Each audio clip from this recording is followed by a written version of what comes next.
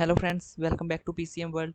तो फ्रेंड्स, मेरे जो व्यूअर्स हैं और सब्सक्राइबर हैं उनके इंस्टाग्राम पे भी साथ के साथ कमेंट्स में भी, वीडियो के कमेंट्स में काफ़ी सारे ऐसे डाउट्स आ रहे थे कि रेजिडेंट डिक्लेरेशन, और ख़ास करके मतलब जो candidates as a branch post master select हुए हैं कि रेजिडेंट डिक्लेरेशन कैसे लिखना है, उसका क्या फॉर्मेट है, और किस किस से मतलब सरपंच से कहाँ पे अटेस्ट करवाने हैं, कैसे क्या होता है सारा कुछ प्रोसेस। तो आज की वीडियो, जैसे कि मैंने आपको लास्ट वीडियो में बताया था कि रेजिडेंट डिक्लेरेशन के ऊपर भी मैं एक अपनी डेडिकेटेड वीडियो लेकर आने वाला हूँ। तो फ्रेंड्स, आज की वीडियो उन सिर्फ और सिर्फ मतलब उन्हीं कैंडिडेट्स के लिए डेडिकेटेड है कि जिन्होंने भी अपना रेजिडेंट डिक्लेरेशन करवाना है, कंफ्यूज हैं वो जो भी कैंडिडेट्स, तो मैं उनके लिए ही आज की ये डेडिकेटेड वीडियो लेकर आया हूँ। और लिटरली आप यहाँ पे देख सकते हो टाइम, रात के 12:56 हो गए, मतलब करीब करीब 1 बज गया रात के।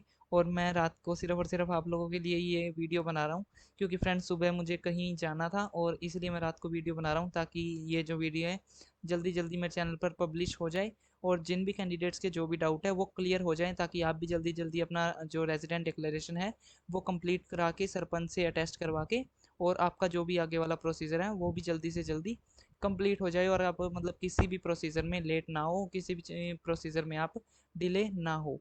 तो फ्रेंड्स, वीडियो शुरू करने से पहले अगर आप मेरे चैनल पर नए हैं, या फिर अगर अभी तक आपने मेरे चैनल को सब्सक्राइब नहीं किया है, तो मेरे चैनल को जल्दी जल्दी सब्सक्राइब कर लें, साथ ही में बेल आइकन को प्रेस कर लें। और फ्रेंड्स, अगर आपको वीडियो अच्छी लगे तो वीडियो को लाइक करें, ज़्यादा से ज़्यादा इस वीडियो को अपने फ्रेंड्स के साथ शेयर करें, क्योंकि रात को 1 बजे तक जाग के मैं सिर्फ और सिर्फ आप लोगों के लिए ये वीडियो बना रहा हूँ। तो फ्रेंड्स, अगर आपको मतलब वैसे तो मैं सारी आज डाउट्स आपके क्लियर कर ही दूंगा कि रेजिडेंट डिक्लेरेशन आपको कैसे क्या करवाना है, कैसे प्रोसीजर होता है, बट अगर फिर भी आपका कोई डाउट हो, कोई क्वेरी हो, तो आप मुझसे कमेंट में पूछ सकते हैं, मैं वहाँ पे रिप्लाई ज़रूर दूंगा। और ये फ्रेंड जो रेजिडेंट डिक्लेरेशन है, ये इसमें और कुछ नहीं होता, फॉर्मेट वाली भी कोई दिक्कत वाली बात नहीं होती।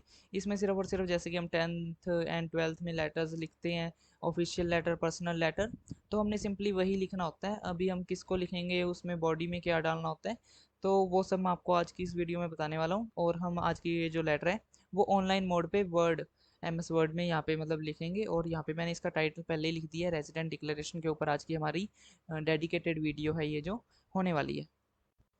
और फ्रेंड्स, ये जब मतलब आज की ये जो लेटर है वो कंप्लीट हो जाएगी, तो इसकी ना मैं PDF फाइल बना के और इसका लिंक डिस्क्रिप्शन में डाल दूंगा, ताकि आप वहाँ से डाउनलोड करके और उसमें आपको मतलब जो भी फिर चेंजेस करने हैं, आपकी पर्सनल डिटेल्स फिल करके, और आप इसका भी प्रिंट आउट निकलवा सकते हैं।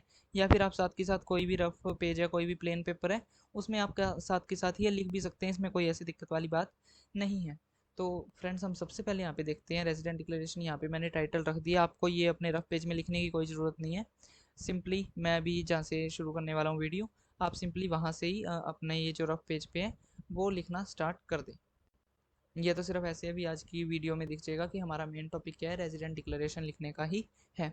तो सबसे पहले फ्रेंड्स हम लिखेंगे, जैसे कि हम 10th 12th में सिंपली लेटर्स लिखते होते हैं, तो हम सबसे पहले टू भी किसको हम लिख रहे हैं, तो हम यहाँ पे फ्रेंड्स जैसे कि ये तो आप सब लोगों को पता ही होगा कि जो भी candidates as a branch post master select हुए हैं, सिर्फ और सिर्फ मतलब उनको ही ये रेजिडेंट डिक्लेरेशन देने की ज़रूरत है। बाकी जो भी कैंडिडेट्स ABPM सिलेक्ट हुए हैं उनके लिए ये कंपलसरी नहीं है, ये उनके लिए रूल नहीं है, सिर्फ और सिर्फ ये ब्रांच पोस्ट मास्टर के पोस्ट के लिए ही रूल है कि आपकी जहाँ पे भी पोस्टिंग हुई है आपको उस विलेज के अंदर ही रहना पड़ेगा। तो हम यहाँ पे सिंपली जो हमारी ये लेटर है ये हम डेडिकेट करते हैं सुपरिटेंडेंट ऑफ पोस्ट ऑफिस को, जहाँ के ये आपके डॉक्यूमेंट वेरिफिकेशन हुए थे। हम उधर जो सुपरिटेंडेंट ऑफ पोस्ट ऑफिस होते हैं, ये हम लेटर बेसिकली उनको लिखते हैं। तो हम simply to the superintendent of post offices, तो हम यहाँ पे फ्रेंड्स जो हमारी ये सिंपल लेटर है वो हम सुपरिटेंडेंट ऑफ पोस्ट ऑफिस को लिखते हैं। उसके बाद में फ्रेंड्स अभी जो मैं लिखने वाला हूँ, यहाँ पे आप अपने हेड डिवीज़न का जो नेम होता है, हेड डिवीज़न का आप यहाँ पे नेम लिख सकते हैं, क्योंकि आपके जो भी सुप्रीडेंट है वो किस डिवीज़न के, किस हेड डिवीज़न के सुप्रीडेंट है, आपने सिंपली ये यहीं पर मेंशन करना होता है।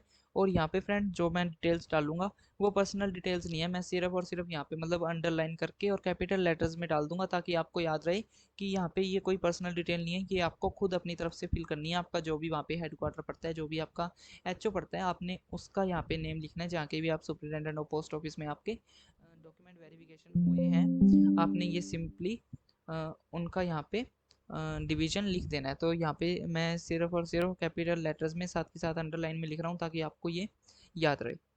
तो हम यहाँ पे सिंपली लिख देते हैं तो यहाँ पे फ्रेंड्स हम simply name of your head division, तो आपका ना जो भी हेड डिवीज़न पड़ता है आप सिंपली अपने हेड डिवीज़न का यहाँ पे नेम मेंशन करो। उसके बाद में फ्रेंड्स हम नीचे लिखेंगे जो भी आपका डिस्ट्रिक्ट पड़ता है, हेड डिवीज़न का आपका जो भी डिस्ट्रिक्ट पड़ता है हम यहाँ पे डिस्ट्रिक्ट लिख देंगे। और साथ के साथ में अगर आप चाहो तो पिन कोड भी लिख सकते हो, वरना वो आपकी मर्ज़ी है कि आपने पिन कोड लिखना है या फिर नहीं लिखना है, ये टोटली आपके ऊपर डिपेंड करता है। अगर आप ओनली डिस्ट्रिक्ट लिखोगे तो भी काम चल जाएगा, ऐसी कोई दिक्कत वाली बात नहीं है। उसके बाद में फ्रेंड्स हमारे पास होती है, हम यहाँ पे अपना सिंपली डेट लिखते हैं। तो आपको जैसे कि पता है डेट अगर हम लेफ़्ट साइड में लिखें तो भी कोई दिक्कत नहीं है, बट अगर राइट साइड में लिखते हैं तो हमारी जो लेटर है वो थोड़ी इंप्रेसिव लगती है, साथ के साथ देखने में भी अच्छी लगती है। तो हम यहाँ पे सिंपली डेट लिख देंगे, डेट एंड उसके बाद में यहाँ पे आप जो भी आपकी डेट अभी पड़ती है, मतलब जब भी आप सरपंच से साइन करवाओगे स्टैम्प विद साइन, तो आप यहाँ पे लिख सकते हो, वरना आप इस कॉलम को खाली भी छोड़ सकते हो, ऐसी कोई दिक्कत वाली बात नहीं है। उसके बाद में फ्रेंड्स हम यहाँ पे सिंपली जो लेटर का जो सब्जेक्ट होता है कि किस सब्जेक्ट के ऊपर हम लेटर लिख रहे हैं, हम सिंपली यहाँ पे वो टाइप कर देते हैं। सब्जेक्ट आज हमारी ये जो लेटर है इसका सब्जेक्ट क्या है, इसका सब्जेक्ट है रेजिडेंट डिक्लेरेशन। तो हम यहाँ पे इसका सिंपली जो हमारा resident declaration as a subject है वो हम यहाँ पे सिंपली लिख देते हैं। सब्जेक्ट लिखने के बाद फ्रेंड्स हम सिंपली यहाँ पे लिखते हैं डियर।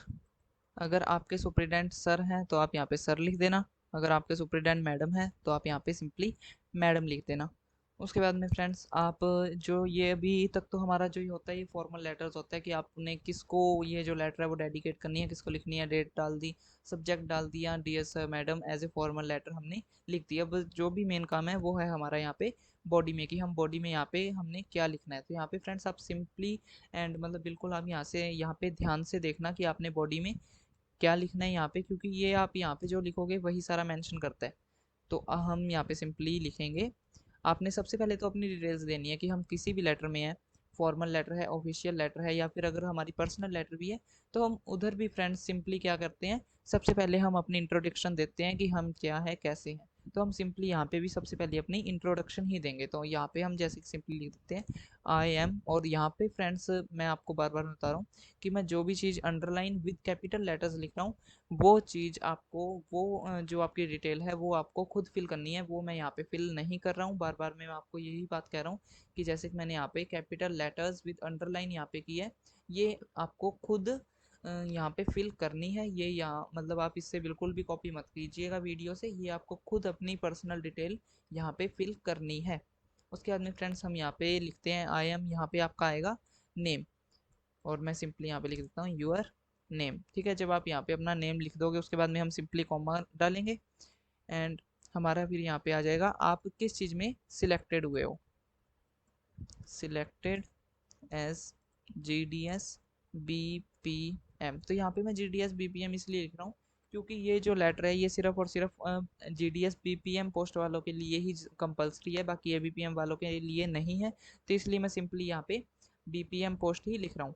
तो सबसे पहले आपने अपना नेम लिख दिया, selected as GDS BPM at, आपने अपना यहाँ पे क्या लिखना है, BO, आप जिस भी BO में सिलेक्ट हुए हो आपने अपना BO का नेम लिखना है। तो यहाँ पे आपने सिंपली लिखना है name of your BO। Okay, उसके बाद में हम यहाँ पे आपने अपना नेम लिख दिया, आप GDS BPM सिलेक्ट हुए हो और आप कहाँ पे सिलेक्ट हुए हो, आप किस BO में सिलेक्ट हुए हो, आपने वो अपना सिंपली यहाँ पे मेंशन कर दिया। उसके बाद में ये जो हमारी सिंपल लेटर है, अब हमने कहा भी हम किस चीज़ के लिए लेटर लिख रहे हैं कि हम वहाँ पे रह रहे हैं जहाँ पे हमारी पोस्टिंग हुई है, हम उस विलेज में रह रहे हैं। तो हम यहाँ पे सिंपली लिखते हैं आई हेयर डिक्लेयर दैट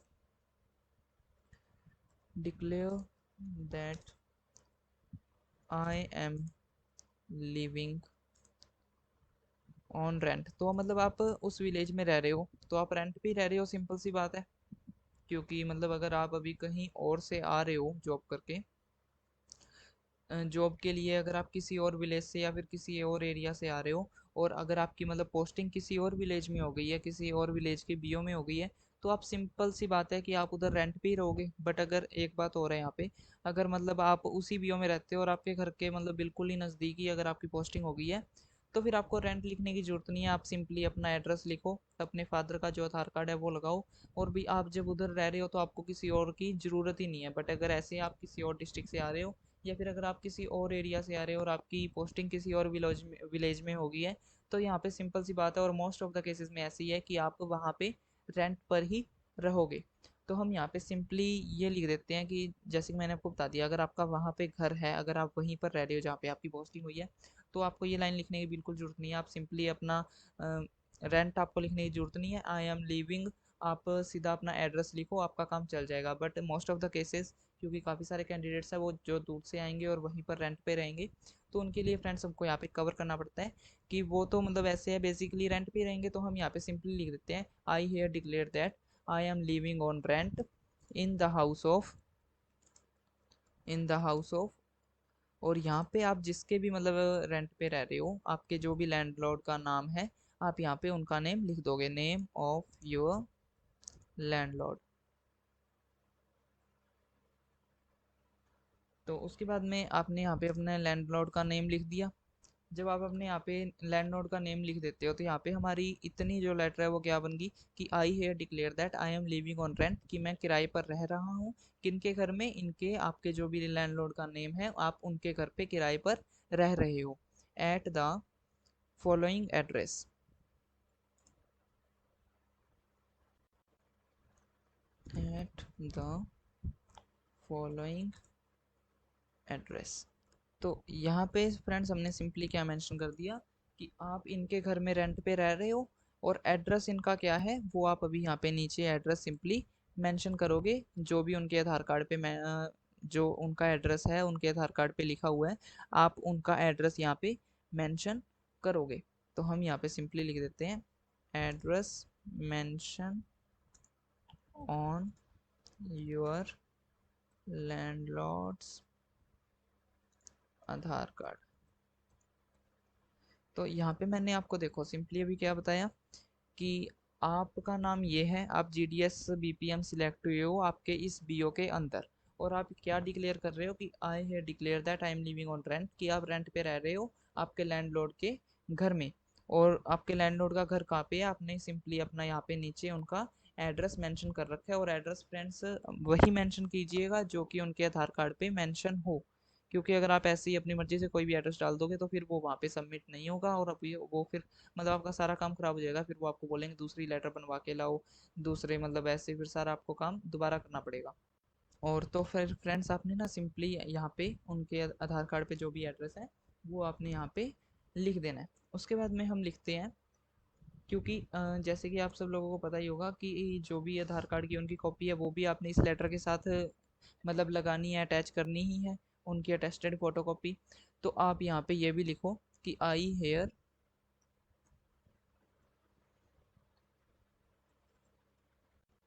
तो आप यहाँ पे लिखो I here attach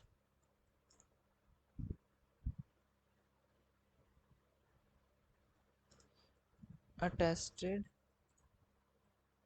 photocopy of Aadhaar card of, और अभी यहाँ पे जैसे कि मैंने ये हमने लाइन लिखी है कि I here attach attested photocopy of Aadhaar card of, यहाँ पे आप किसके आधार कार्ड की फोटोकॉपी अटैच कर रहे हो? आपके लैंडलॉर्ड की। तो आप यहाँ पे सिंपली आपके लैंडलॉर्ड का नेम लिखोगे, name of your landlord. Okay, and उसके बाद में सिंपली हम यहाँ पे कर देंगे for your reference, for your reference.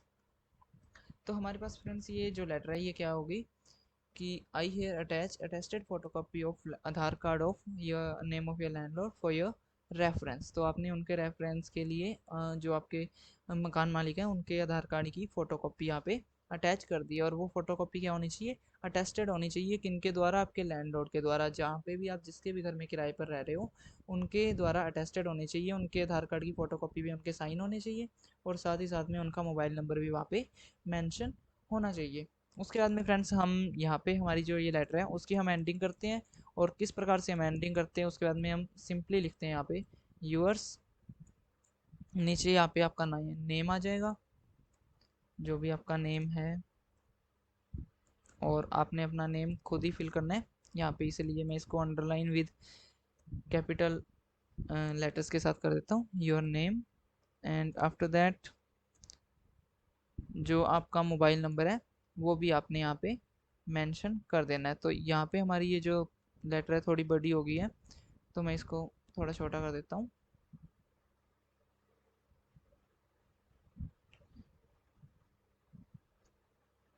तो यहाँ पे फ्रेंड्स ये सिर्फ मतलब ऐसे है, आप लोगों की भी आप लोगों को सही से समझ आए, इसलिए मैं इसको एक ही पेज पे यहाँ पे ख़त्म कर रहा हूँ, क्योंकि फिर मैं आपको पूरी पीडीएफ भी एक ही पेज में दिखा दूंगा, और आपको भी इससे आसानी होगी कि आपने क्या कुछ लिखना है, 2 पेजेस का भी कोई झंझट नहीं रहेगा। और फिर यहाँ पे आपने अपना सिंपली जो मोबाइल नंबर है वो लिख देना है, योर मोबाइल नंबर। तो यहाँ पे फ्रेंड जो ये हमारी लेटर है वो हो चुकी है कंप्लीट। उसके बाद में ये हमारे पास जो यहाँ पे ये खाली स्पेस रहेगी, यहाँ पे आप उस विलेज के जो सरपंच है उनका स्टैम्प विद साइन करवा सकते हो। तो यहाँ पे मैं आपके ये रेफरेंस के लिए कर देता हूँ स्टैम्प विद साइन। यहाँ पे स्टैम्प विद साइन किनका होगा, of sarpanch of that village, आप जहाँ पे किराए पर रहने वाले हो या फिर जहाँ पे आपकी पोस्टिंग हुई है। तो सबसे पहले यहाँ पे आप एक ओवरव्यू ले सकते हो इसका, जो हमने यहाँ पे लेटर लिखी है, कि सबसे पहले हमारे पास होता है to the superintendent of post office, name of your head division, आपने अपने हेड डिवीजन का नेम लिखना है, आपके डिस्ट्रिक्ट, उसके बाद में आपने date, subject resident declaration, dear sir I am that your name selected as GDS BPM, आपके बीओ का नेम, उसके बाद में I he declare that I am living on rent in the house of, आपके लैंडलॉर्ड का name at the following address. Address फिर मैं आपको कह रहा हूँ, एड्रेस आपने वही मेंशन करना है जो कि आपके लैंडलॉर्ड के आधार कार्ड के ऊपर मेंशन किया हुआ है।